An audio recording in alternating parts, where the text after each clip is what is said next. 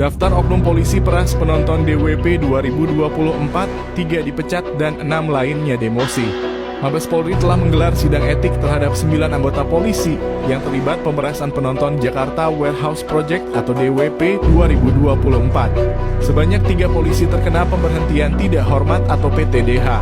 Divpropam Polri telah melaksanakan sidang etik profesi terkait kasus DWP 2024. Mantan Kasat Reskrim Polres Metro Jakarta Selatan AKBP Bintoro dan 3 anggota polisi lainnya terancam sanksi etik selesai lakukan pemerasan. Kabid Propam Polda Metro Jaya Kombes Rajo Alriyadi Harahap menegaskan AKBP Bintoro CS bakal segera disidang etik. Kombes Rajo memastikan AKBP Bintoro dan 3 anggota lainnya saat ini sudah berada di penempatan khusus. Propam berjanji akan mengusut tuntas dugaan pemerasan tersebut. Adapun sebelumnya AKBP Bintoro diduga melakukan pemerasan terhadap kedua tersangka pembunuhan. Kasus pembunuhan itu terjadi pada April 2024 lalu.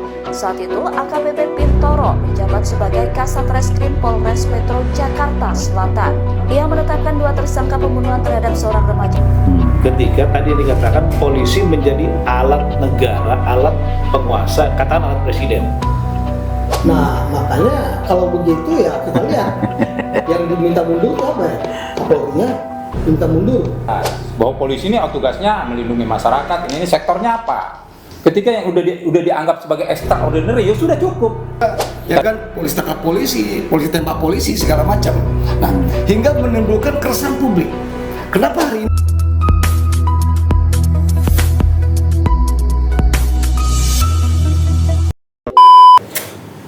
Assalamualaikum warahmatullahi wabarakatuh. Salam sejahtera buat kita semua. Jumpa lagi dengan saya Suhawi di Bandit Kota News. Edisi kali ini kita akan membahas soal no viral, no justice, kemana polisi kita. Kenapa ini penting? Karena di antara bandit-bandit kota ini dan hampir seluruhnya adalah aktivis-aktivis 98 yang waktu itu mendorong adanya pemisahan TNI dengan Kepolisian Republik Indonesia.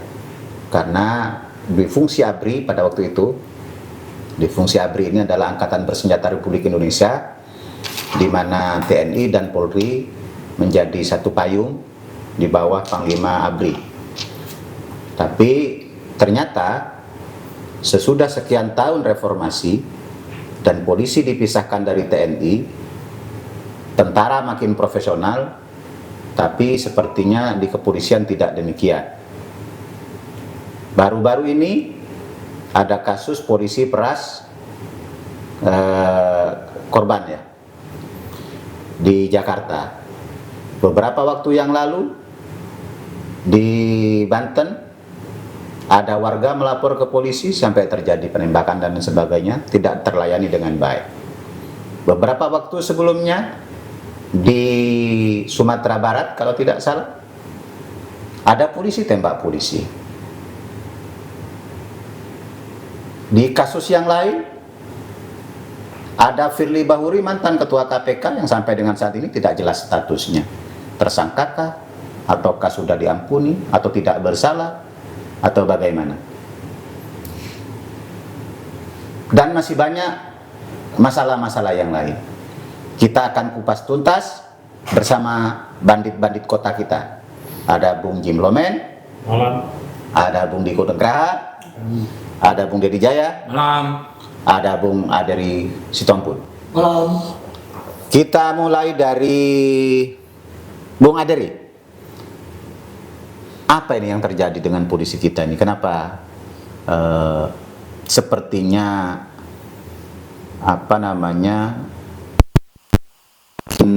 tidak profesional menjalankan tugas sebagai Kamtibmas? Ya, ini saya pikir terkait Polri sendiri. Di mana Undang-Undang Polri itu di Undang-Undang Nomor 2 Tahun 2002 itu tugas polisi itu hanya 3. Pertama, penegak hukum, kedua, menjaga, ketiga itu melayani, mengayomi dan melindungi masyarakat. Namun sekarang ini kekuatan polisi melalui peraturan presiden yang jauh di bawah ketentuan undang-undang tadi, akhirnya belasan Polri dipersenjatai itu oleh presiden. Inilah akhirnya di mana Polri itu lebih agresif di dalam pengelolaan ketatanegaraan. Itu di segala lini pemerintahan saat ini masuk. Saya berkaca kepada divisi fungsi ABRI dulu ya. Nah, setelah divisi fungsi ABRI sudah selesai tuntas, ini terjadi lagi di kepolisian yang seharusnya hanya punya 3 tugas pokok tadi, akhirnya masuk ke dalam fungsi ketatanegaraan. Ini yang melihat yang saya lihat akhirnya Polri tadi itu kebablasan, abuse of power-nya muncul. Nah, akhirnya secara mentalitas terjadi persaingan tidak sehat di antara pihak oknum-oknum kepolisian, makanya bisa terjadi polisi tembak polisi.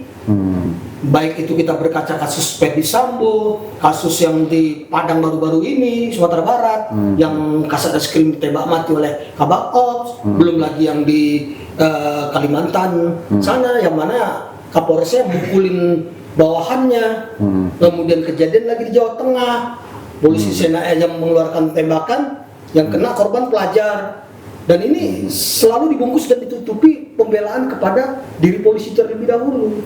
Ini yang sangat akhirnya di mata masyarakat nilai Polri tadi itu jatuh. Akhirnya dengan adanya tadi kalimat no viral no justice, tidak diviralkan tidak akan ada keadilan. Ini kejadian artinya ya polisi itu udah kalah dengan no viral no justice, diviralkan dulu baru dia bergerak, kan kacau. Berarti fungsi penegakan hukum itu yang kemudian melekat kepada tubuh polisi untuk menjadi penyidik dan penyelidik ya. Ya. Padahal di posisi ini sebenarnya yang sangat rawan disalahgunakan. Betul. Dan sangat rawan misalnya terhadap praktek-praktek tindak pidana. Iya, nah itu seperti tadi. Perlu tidak itu kira-kira misalnya ada fungsi-fungsi yang dipisah, misalnya penyelidikan dan penyidikan itu tidak di kepolisian lagi, tapi ada di satuan terpisah, misalnya kayak ya kalau negara-negara lain itu kan ada beberapa ini yang memiliki kewenangan tersendiri kan. Ya seperti FBI, CIA gitu kan, seperti itu kan. Nah kalau di Indonesia belum bisa dibuatkan seperti itu. Karena undang-undangnya tidak. Undang-undangnya. Kemudian di kepolisian itu juga ada namanya detasemen anti teror. Nah di TNI juga ada. Tapi kan ada juga kita BNPT kan, terorisme kan. BNPT juga akhirnya kan juga terjadi tabrakan antara tugas tupoksi detasemen 88 dengan BNPT. Itu tabrakan jadinya. Tapi di BNPT orang-orangnya ini juga. BNPT orang-orangnya juga polisi juga kan? Sebagian. Oh, ya. Misalnya ada ada bagian narkoba itu? BNN, tapi di kepolisian ada juga kan? Ada, namanya Direktorat Tindak Pidana Narkoba. Kalau di tingkat Polda namanya Dir Narkoba. Itu ada. Jadi fungsi-fungsi BNN dengan kepolisian tadi itu sebagai apa? Ya. Akhirnya ada juga polisi yang ditangkap oleh BNN karena terlibat narkoba. Iya. Sebagai kemarin juga saya dapat lansir berita, ada polisi yang dari mengkonsolidir ataupun menggerakkan kegiatan narkoba di Nusa Tenggara Barat. Ada seperti itu. Berarti kan posisinya sebenarnya misalnya adanya BNN, adanya BNPT, ya kan, itu kan fungsi pidana khusus itu seharusnya ditangani oleh mereka dong. Iya, makanya, tapi kan di kepolisian masih ada ini ya yang menangani pidana khusus ya. Makanya saya pikir mendingan ya kalau istilah di tentara, Polri ini kembali ke barak. Gitu loh. Kembali ke barak lah. pendaftaran sebagai direktur penyidikan di imigrasi, direktur penyidikan di hak kekayaan intelektual, dirjen haki, kemudian jadi kepala di imigrasi juga jadi direktur penindakan dan sebagainya. Kalau di KPK oke, wajar. KPK itu membutuhkan tenaga ahli untuk itu, gitu loh. Tapi kalau di kementerian-kementerian yang sifatnya ya kebijakan negara yang di luar institusi polisi, kenapa harus masuk? Nah akhirnya yang kita nyatakan reformasi tadi kayak tadi saya bilang bisa kebablasan atau justru mundur. Nah makanya kalau begitu ya kita lihat yang diminta mundur itu apa ya? Kapolrinya minta mundur kalau memang tidak mampu. Nantilah itu. Banyak dosa besarnya. Seperti ya kan? itu. Jangan juga cepat-cepat nyuruh orang mundur, ya kan? Kalau memang dilihat dari kemampuan dari Kapolri sekarang ini memang dinilai masih minus. Iya. Jim, Ya. no viral no justice. Yes. Iya kan? Sementara kita ada polisi, seharusnya kan polisi lebih responsif lah ya, karena melindungi masyarakat, melayani masyarakat kan. Nah, tapi pada kenyataannya kemudian publik lebih percaya dengan sosial media misalnya untuk menegakkan keadilan. Gimana pendapat Jim? Ya, semraut ya kerja Polri ini semraut banget. Gitu ya. Terus kenapa sekarang ini masyarakat itu akhirnya menyoroti kinerja Polri? Karena di zaman dulu, di zamannya Jokowi gitu, itu selalu ada yang namanya survei kepuasan. Wah, Polri itu tinggi terus tuh. Tingkat kepuasannya itu 80. Makanya sih kadang-kadang ini yang bikin survei siapa sih? Padahal kenyataan bagaimana polisi tidak berfungsi, tidak menjalankan peran dan tugas itu juga tinggi. Kan begitu? Nah, di zaman sekarang ini kan nggak ada survei tentang kinerja Polri. Maka semua orang mendiskusikan bagaimana Polri tidak berfungsi. Yang berfungsi ini kan polisi tidur. Iya. Mau nggak mau ya ini kan harus ngerem kalau situ kan. Ya fakta hari ini kan gitu ya. Bayangin aja, tugas polisi itu bukan hanya menangkap penjahat, mengatasi kemacetan. Itu juga ada Polantas tuh. Kayak kita tinggal di Jakarta ini, kita ribut bagaimana macet. Ya, gimana nggak macet? Setiap di perempatan ini kita bicara Polantas, ya, polisi. Di setiap perempatan selalu ada yang namanya pos polisi. Betul nggak? Yeah. Lihat posnya, beda seperti dulu sebelum reformasi. Setiap pos polisi itu kelihatan ada polisi jaganya. Sekarang Kaca hitam, AC. Di mana dia? ya Dia kan, tidak bersentuhan langsung. mungkin karena polisinya kurang banyak. Enggak juga, Bos. Kalau kayak polisi cepet, polisi tidur itu bukan bagian lah ya. Bukan, itu bukan polisi. Oh, iya. Bukan itu, bukan polisi. Karena bisa dapat uang cepet aja gitu.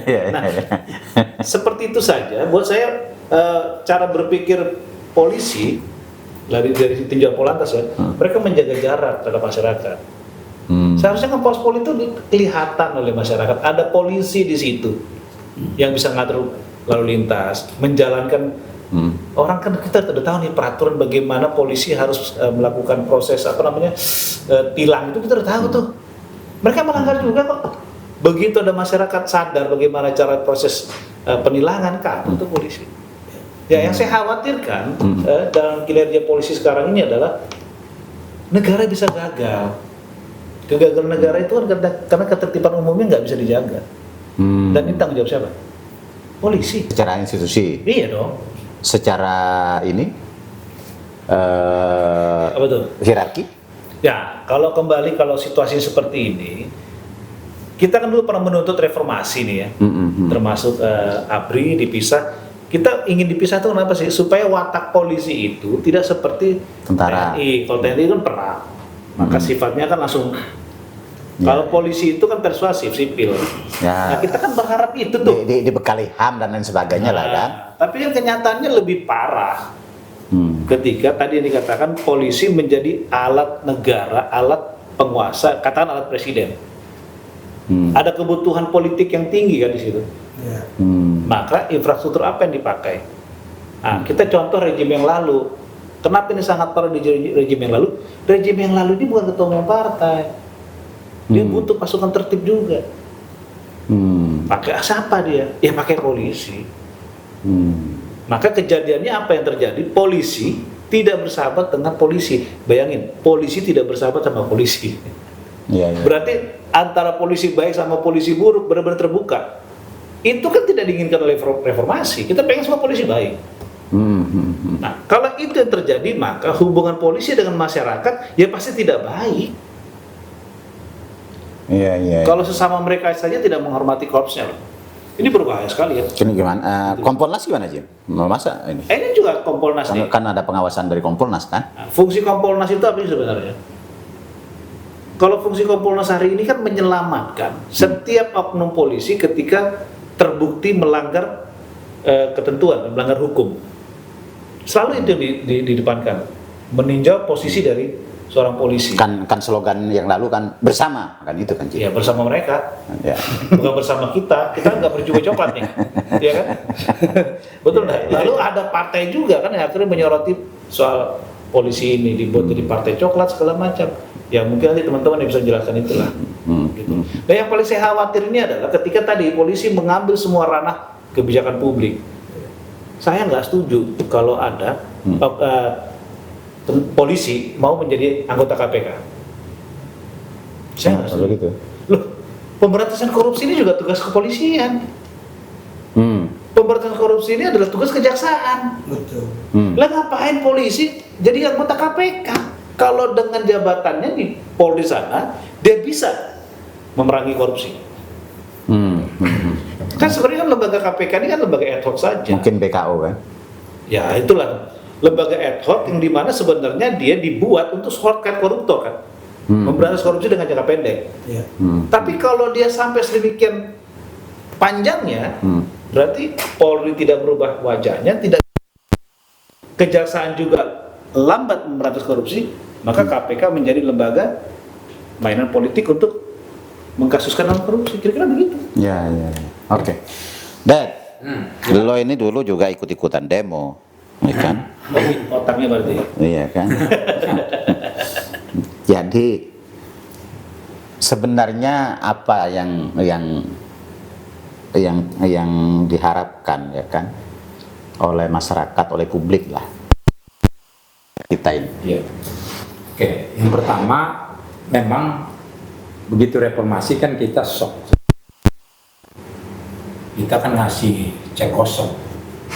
Kita tidak siap dengan konsep yang matang. Bagaimana seharusnya polisi, bagaimana seharusnya TNI, kan gitu. Artinya semua yang ada hari ini adalah kita yang terlibat di 98 itu tidak bersentuhan langsung mengkonsep itu. Nah sehingga Polri ada dibikin sama Polri draft rancangannya, kan gitu. Nah, itu kan di era Maksudnya di era SBY. rancangan undang-undang. Rancangan undang-undang Polri. Nah yang kita sayangkan kan teman-teman kita yang sudah ada di DPR tidak mengawal itu. Itu oke lah, itu kita anggap kekeliruan kita, itu kan tidak mengawal itu, sehingga terjadilah polisi yang hari ini tadi yang dikatakan oleh Aderi, semua ranah kebijakan itu ada dia. Kan itu apa bedanya dengan ABRI pada era Orde Baru yang berfungsi, kan gitu, kan nggak ada bedanya hari ini. Apa yang kita lihat coba, kan? Nah ini yang kita kalau bahasa gue adalah kita shock. Kita hanya memikirkan simbol bahwa Pak Harto harus turun. Setelah turun kita mau ngapain? Nah sementara katakanlah senior kita yang memiliki posisi dia yang memutuskan undang-undang, merancang undang-undang, tidak cermat dalam hal undang-undang Polri ini, gitu loh. Dan memang berat. Kalau dilihat dari sekarang kan polisi ini anggaplah dia overload tugas. Kalau semua ranah ini kan overload tugas ini kan. Bisa dibayangkan kalau kayak Polantas saja itu kan sebetulnya undang-undang LLAJ itu ada di perhubungan terus. Itu Bukan di Polantas. bukan di Polantas. Kalau kita mau kembalikan fungsinya, itu kita mau reduksi ya tugas-tugas Polri gitu kan, ingin kita kurangin supaya dia tidak overload. Urusan Polantas itu udah ada di LLAJ, betul. Ada dirjennya. Nah kemudian udah diputuskan BNN, kan harus komitmen. Udah polisi lepas dong. Tanggung jawab mengenai penanganan narkoba dan segala macam ada di BNN. Sehingga jelas nanti kepala BNN itu mau dari Polri ke mau dari mana itu jelas gitu loh. Dan kepolisian yang harus berkoordinasi sama BNN. Karena narkotika ini sudah dianggap adalah kejahatan extraordinary kan, berbahaya. Nah, termasuk teroris. Ketika sudah dibentuk BNPT, ini tidak seharusnya kepala BNPT itu harus dari polisi harusnya. Itu bebas, bisa siapa aja, bisa profesional gitu kan, bisa dari TNI. Nah inilah yang harus ketika nanti ada revisi undang-undang TNI Polri ini yang harus jangan juga kita kehilangan momen lagi, menurut gue ya. Terus juga ya teman-teman yang pernah bergerak di 98 sebetulnya harus concern. Gitu loh. Jangan juga kita kayak teman-teman yang di salah satu partai lah, ketika tidak menguntungkan lalu kemudian ngutak-ngatik, itu juga nggak fair. Kita harus objektif memposisikan itu. Kalau memang overload tugas, ya sudah kita kembalikan posisi tugasnya apa. Artinya revisi undang-undang. Revisi undang-undang gitu loh. Sehingga jelas bahwa polisi ini tugasnya melindungi masyarakat. Ini sektornya apa? Ketika yang udah dianggap sebagai extraordinary, ya sudah cukup. Tadi menyinggung KPK. Harusnya nggak ada Polri di situ. Di undang-undang sebetulnya harus dijarangkan kejaksaan Polri karena ini adalah ad hoc. Gitu loh. Gimana mau korupsi secara jangka pendek ketika ada penegak hukum yang sementara ini nggak berjalan. Jadi harus perbandingannya harus jelas, hitam putih gitu loh. Jangan dicampur lagi. Yang ini punya kepentingan. Nah, semuanya harus di undang-undang dan menurut gua nih Jim, kita harus buat resolusi itu, resolusi X98 terhadap kondisi ini. Jadi kita clearkan secara objektif, bukan karena dia nggak berpihak sama kita, lalu teriak-teriak. Lalu kita teriak. Nah itu kan omong kosong gitu. Ya kalau kita bilang ya 10 tahun lu nikmatin ngapain selama ini? Kan gitu. Betul. Nah ini yang gue bilang bahwa tanggung jawab kita tanggung jawab kita hari ini ya kita lakukan itu, kita dorong revisi TNI Polri ini kemudian secara objektif. Undang-undang Polri secara objektif kita akui ini udah overload tugas gitu loh. Sehingga yang paling mungkin itu tadi polisi yang jadi alat negara yang tidak ada bedanya dengan fungsi ABRI. Ini kita harus fair mengatakan itu loh. Kita hanya dorong TNI ke barak, sementara tugas yang ABRI itu akhirnya sekarang menjadi tugas Polri. Bahkan menjadi lebih sentimen parco segala macam kan gitu ya, gitu loh. Nah, ini kan menurut gua karena yang nyampaikan juga dia karena tidak berpihak itu nggak fair. Gue pengen ini kita fair, kita objektif. Mungkin telat kita pada saat 98 merumuskan konsep itu, tapi kan mendingan telat daripada kita tidak sama sekali. Gitu. Menilai kinerja atau ini polisi kita inilah ya, yang sekarang ini kan sebenarnya kan ya harapannya itu kan menjadi makin modern, makin profesional. Ya kan, dan makin dicintai rakyat. Ini perspektif civil society apa perspektif mitranya? Jadi ente punya kemitraan rupanya? Tidak. Ya baik, mungkin selama reformasi ini kita melihat dari orientasi kecenderungan. Kalau kita bicara konstruksi sosial dan konstruksi hukumnya, di mana tupoksi polisi itu jelas, secara undang-undang kita tidak bisa bahas ini. Nah, yang kita bahas adalah soal kalau saya terhadap orientasi perilaku. Karena ketika perubahan sosial tupoksi itu sangat mempengaruhi pada perilaku. Dan kita tahu kalau kita belajar sejarah ya, kita mengeksplor dari kata-kata Bayangkara lah Gus, atau Tribrata itu ya. Bayangkara ini kan simbol di mana di situ ada aspek penjaga, setia terhadap negara dan pemimpin. Jangan lupa kadang aspek pengayoman pelindungnya ini yang acapalis ini banyak terjadi penyimpangan karena atas dasar orientasi perilaku tadi. Ketika ini posisi sangat imun kuat akan menimbulkan kepada anggota ini rasa overconfident, dan inilah yang banyak terjadi kasus. Bisa juga ya kan polisi tangkap polisi, polisi tembak polisi segala macam. Nah, hingga menimbulkan keresahan publik. Kenapa hari ini justifikasi sosial ini harus melalui medsos, viral segala macam demi tercapainya keadilan. Padahal upaya ini nggak perlu sebenarnya. Kalau memang polisi ini ya profesional. Nah, kedua Gus, ini masalah yang sangat hari ini menjadi tren lah. Banyak hari ini terjadi adalah bersentuhan dengan sentimen. Harus diakui dong, sentimen. Kita aktivis nih, sama-sama sering berhadapan di lapangan, ya kan? Dengan situasi tertentu. Acap kali ke belakang, ketika tadi polisi terlalu jauh terjerumus terhadap kekuasaan, ya kan? Akhirnya terjadi subjektivitas otoritas. Karena bahaya loh, seseorang pemegang kendali otoritas mengedepankan subjektivitas. Disinilah akhirnya banyak dari penyimpangan. Nah, sementara tidak ada di sini sebagai penengah ataupun sebagai penyeimbang. Jujur, awalnya saya sangat optimis dengan keberadaan Kompolnas, ya kan?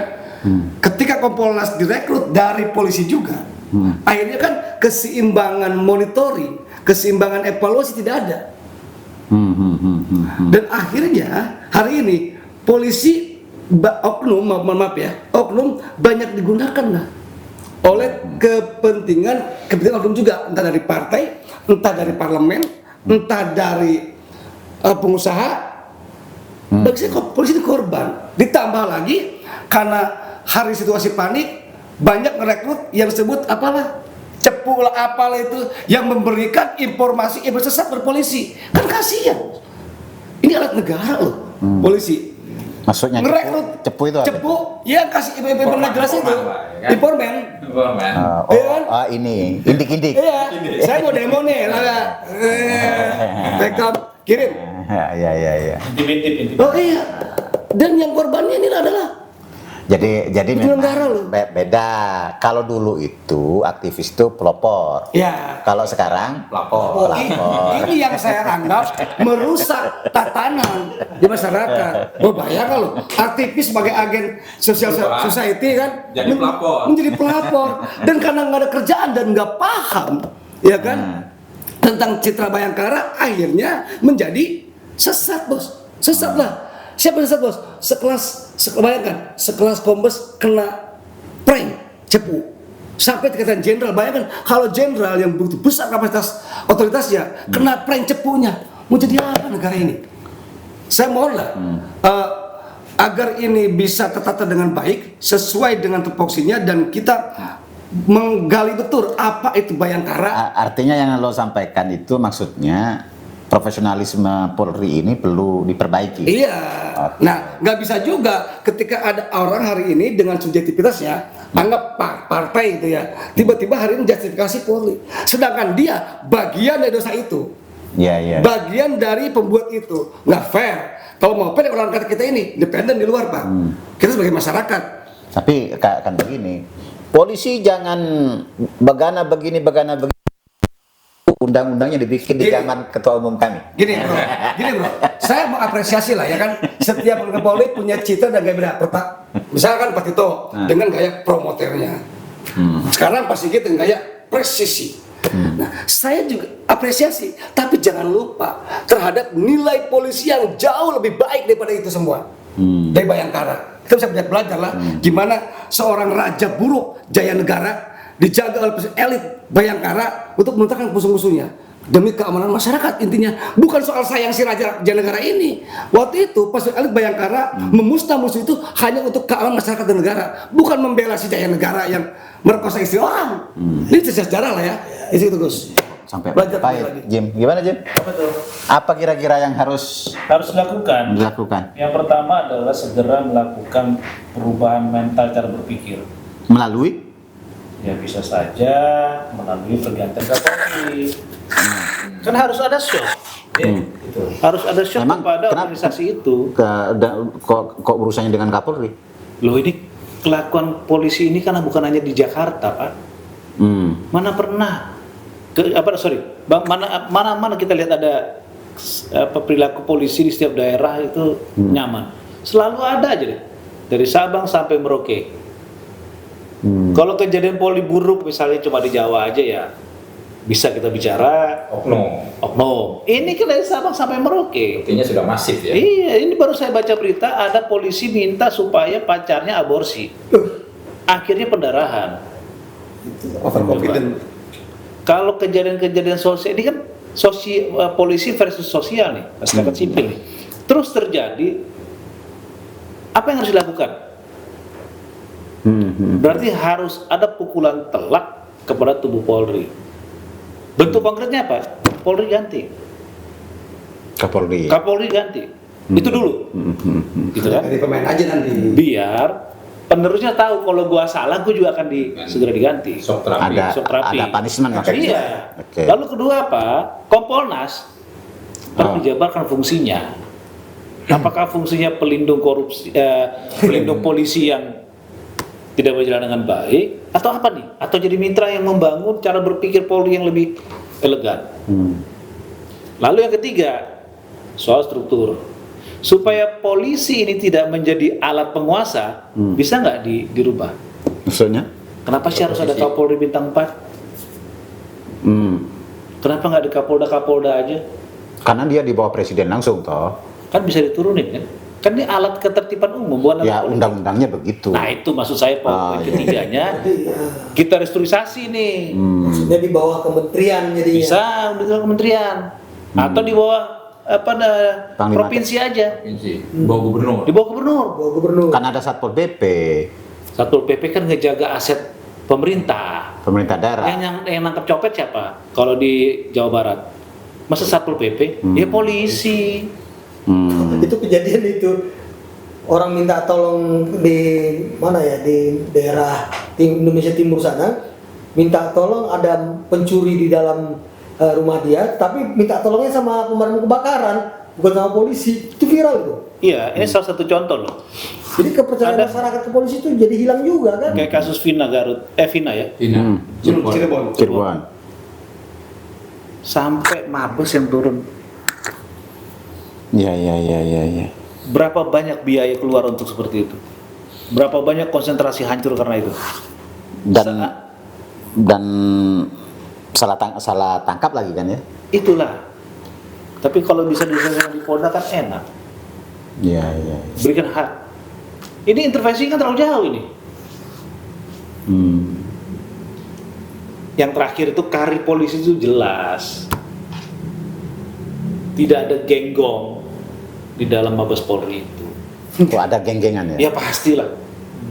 Oh. Nggak mungkin nggak lah. Saling sikut itu biasa ya gitu. Tapi kan sangat parah di tingkat itu terjadi. Lalu memutus konflik. Bukannya untuk kenaikan pangkat itu ada syarat-syarat yang harus dipenuhi, misalnya harus pendidikan ini, harus Itu pendidikan normal. itu. Sespima segala macam. Itu. Kalau itu kita nggak gugat lah Pak. Yang kita gugat, yang bikin kita nangis itu adalah kalau mau jadi polisi nyogok. Iya. Tadi.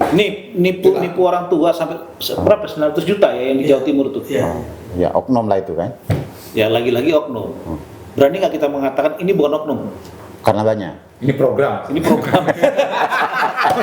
ini masif. Sistematis. Ya. Bayangkan Nggak berani aja ngomong gitu kan? Hanya bayangin aja. oknum aja kita ini, ya kan? Kalau nggak di viral, kejahatan itu menang, Pak. Iya. Ini viral ini lawan kejahatan. Seharusnya polisi yang lawan kejahatan. Iya. Karena tadi itu kejadian itu udah dari Sabang sampai Merauke. Iya. Pokoknya masih kita mau bilang oknum. Nggak bisa dong. Tapi kalau menurut gue gini, memang ada satu memang kita harus pukul telak ketika dia bahwa posisi hari ini adalah yang diinginkan reformasi. Itu yang gue bilang, kita harus buat pertemuan. Berarti yang ada sekarang tuh bukan hasil reformasi. Iya, kita harus bantah itu. Kita harus bantah itu, jangan sembarangan bahwa ini yang tidak kita inginkan. Gitu loh. Itu yang maksud gue harus menjadi agenda nasional kita untuk pertemukan itu. Jadi ya, kalaupun ada cepu-cepu yang dibawa, silakan kita bertarung di forum itu. Hari ini kita luruskan bahwa ini bukan kehendak kita. Berarti usul konkret kita perlu bikin simposium ya. Betul. Simposium dudukkan kembali fungsi peran Polri menghadapi tantangan viral, tantangan zaman. Tantangan zaman. Gitu. Iya. Bisa aja kita buat Itu kan resolusi X98. kan kemudian menjadi sangat mencederai, misalnya ketika apa itu yang orang dari Malaysia nonton apa itu Konser tuh. Iya, konser. BWP. konser ya kan, habis itu dipalakin kan, itu kan kemudian ya Ya, merusak walaupun citra. itu izinnya di DWP itu isinya itu juga patut kita pertanyakan kok. Tapi yang ngizinin siapa? Ya itu tadi dia yang ngizinin. Nah, acaranya tahu nggak itu? Itu kan belum pernah kita bongkar. Iya, iya. Bagaimana di situ ada segala macamnya. ABCD gitu. ABCD. Banyak. Lalu kenapa tiba-tiba polisi tiba-tiba ya si oknum polisi itu lakukan pemerasan? Berarti kan di satu sisi memberikan sinyal bahwa di dalam itu ada hal-hal yang dilanggar. Tapi tidak pernah diungkap juga. Tapi tidak pernah diungkap. Supaya 8 anak Pembiaran. keluar duit. Kan Iya. begitu. Pembiaran tuh. Karena polisi bisa melakukan penyelidikan dan penyelidikan itu. Dia kan bisa masuk ke acara itu. Pasti dia tahu ada apa di dalam itu. Kenal apa? Ada lapak, ada itu kan tempat kayak dugem-dugem bos, Iya, iya. Bapak dugem ya? ya kan? BWP non yang nggak tahu tuh. Mana tahu kita yang begitu-begitu. Ya, aku sih. Ya, pada satu sisi ada juga polisi. Kalau kita bilang kalau jahat dia oknum ya, tapi kalau dia baik dikatakan polisi. Ya maksudnya kan kita berharap polisi kita baik. Oke, dalam pemberantasan judi, saya belum pernah mendengar seperti yang dilakukan oleh Pak Sutanto dulu. Setiap Kapolda kalau kau tidak mencapai target sekian memberantaskan judi, ganti, gusur. Nggak pernah Pak dari Kapolda yang sekarang. Jadi akhirnya merajalela judi-judi ini. Nah, kemudian kemarin juga ada sedikit terpetik berita dan nggak ada beberapa media itu di Kopdiji itu menyatakan ini bagaimana mengamankan yang punya polisi Pak. Nah itu kan bahaya. Betul nggak harus ditelusuri? Betul nggak ada nggak yang membackup judi online dari pihak kepolisian? Kalau ada ya Kapolri wajib berantas. Wah itu baru kita salut. Jangan pandang bulu gas habis. Gitu. Yang paling memalukan itu adalah pernyataan Polri ketika di Maksudnya Polri atau Kapolri? Kapolri. Oh, Kapolri. Kapolri berdialog di DPR. Dia mengatakan apabila saya terlibat uang judol saya mundur. Itu kan memalukan. Maksudnya gimana kok Jadi ngomong begitu. Apabila saya terlibat atau menerima uang aliran judi online pribadi, saya akan mundur. Buat saya itu pernyataan bodoh. Ya artinya kan itu berarti Kapolri tidak terlibat. Oh. Artinya dia tidak bisa melawan itu. Lu ya dong. Kalau kamu tidak terlibat, ya kau berantas saja, nggak usah ngomong. Sikat habis. Untuk apa dia ngomong kayak begitu? Berarti dia tahu di sekelilingnya ada yang terlibat dan dia tidak bisa buat apa-apa. Ini pemimpin nomor 1 loh, yang punya hak kuasa. Stop, jalan, stop, sikat. Ngomong begitu, kok curhat? Ini kan judul ini kan udah mengerikan. Udah, sadis 600 triliun Per hari. per hari. Hah? Putarannya apa? Putarannya. Dan yang ditangkap itu adalah bandar-bandar Yang kecil. penting daripada ini Bener kecil. legalkan itu untuk pemasukan negara kan. Nah, itu nanti. Oh, iya. Kita lagi bicara tugas. Iya. Bicara Kalau itu legal. Iya, gitu loh. Ini kan posisinya masih dilarang. Iya. Ya harus ada dong tanggung jawabannya kan. Iya, gitu. Oh gitu ya. Oh iya dong. Coba deh, kita nih sebagai masyarakat sipil dengar mereka bicara di dewan, ada petinggi Polri bintangnya 4 mengkilat, kalau kita lihat mata kita sakit. Ngomong begitu, apabila saya terlibat menerima saya mundur. Dia itu digaji sama siapa tuh? Digaji sama rakyat. Terjadi pertemuan dengan wakil rakyat itu adalah ketika banyak masyarakat hidupnya hancur karena judi. Kok lu curhat sih? Berarti ini harus diganti nih orang. Salah masyarakat. Pemirsa, Betul nggak Pak? Bapak setuju nggak itu dulu? ya soal setuju atau tidak itu biar publik yang menilai. Nah, kalau Bapak setuju nanti kita bikin simposium. Gitu loh. Sebentar Pak Suwabi. Nah. Kita betul usul tadi kita harus duduk satu meja. Persoalan negara ini sangat kompleks. Tapi mudah diurai apabila kepolisiannya punya martabat. Ini persoalannya kan nggak punya martabat. Kita diskusi ini malam hari ini bicara polisi ini adalah ingin menyelamatkan polisi-polisi yang punya jiwa korsa yang baik. Ya. Kan itu. Iya kan? Kita masih paham lah banyak polisi yang baik, banyak polisi yang kecewa terhadap ulah oknum ulah temannya. Nah, kita bicara ini kan salah satunya dari versi mereka kayak itu. Jangan sampai publik lebih percaya pada viral. Bapak tahu nggak tahun 98 kenapa bisa pecah kerusuhan di mana-mana? Karena polisi di mata publik itu tidak berfungsi. Makanya begitu kita dihadapkan dengan TNI kita Baru seru. baru Kan ini. kalau kita berhadapan sama polisi tahun 98 kan nggak seru. Begitu ketemu mereka udah hilang. Karena Pak, mental mereka sebagai polisi udah jatuh. Gitu loh. Nah, kalau ini terjadi lagi, bayangkan dampak rusaknya. Saya kira 300-500% dari tahun 98. Ada kasus Sambo. Ada kasus ini, kasus itu. Aduh. Iya. Enggak, poinnya ya memang kita harus hentikan itu. Iya. Harus hentikan itu dengan simposium, membatalkan klaim mereka bahwa ini bukan hasil reformasi. Dan sekarang parah bos, masyarakat Iya. sangat pesimis sampai Hari ini juga kita sepakati. Bukan yang diinginkan reformasi. Iya. sampai Bukan, jangan bukan. Bahasanya bukan ingin reformasi. Apa itu? Ini bukan Agenda. hasil perjuangan reformasi. Gitu. Gitu loh. Kondisi polisi hari ini bukan hasil perjuangan reformasi. Reformasi itu kan perjuangan, bukan titipan politik. Nah, Iya. berarti Bapak harus siap jadi ketua simposium. walaupun ada partai yang menikmati, Loh, semua partai menikmati kalau itu. menikmati. Iya dong.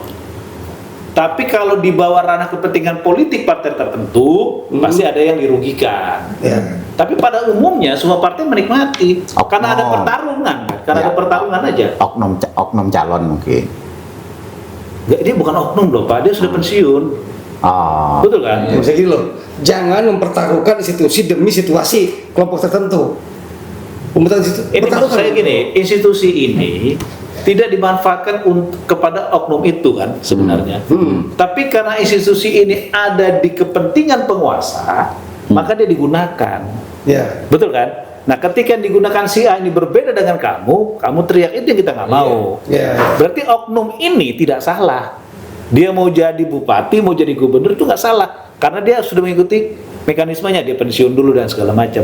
Tapi kan yang kita mau selamatkan institusinya, supaya institusi ini tidak punya ikatan kepentingan politik tadi. Bisa nggak? Harus bisa. Oke. Pemirsa, Cocok? Cocok. masih banyak polisi kita yang baik, masih banyak polisi kita yang melayani dan melindungi masyarakat. Akan tetapi cukup banyak juga oknum-oknum yang tidak menjalankan fungsinya sebagai polisi dengan baik. Karena itu reformasi yang salah satu agendanya adalah memisahkan polisi dari TNI, diharapkan bahwa kepolisian menjadi makin profesional dan berkinerja makin baik, makin melindungi dan melayani masyarakat. Tentu itu harapan dan impian kita semua. Ide-ide kritis, tanggapan-tanggapan kritis yang kita kembangkan tentu menjadi bagian dari kecintaan kita terhadap institusi kepolisian Republik Indonesia. Kenapa demikian? Negara ini butuh polisi.